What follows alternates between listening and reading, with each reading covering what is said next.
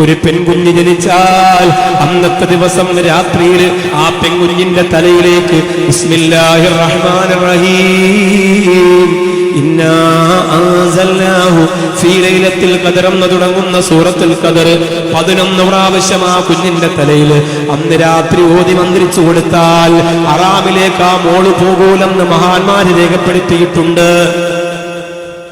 പെൺകുട്ടി ജനിക്കുമ്പോ കള്ളു കുപ്പിയെടുക്കലല്ല, പെൺകുട്ടിയായിപ്പോയ സങ്കടം കൊണ്ട് കുപ്പിയെടുക്കലല്ല, കുഞ്ഞുണ്ടായ സന്തോഷം കൂട്ടുകാർക്ക് കുപ്പിയെടുത്തു കൊടുത്ത് ആഘോഷിക്കലല്ല.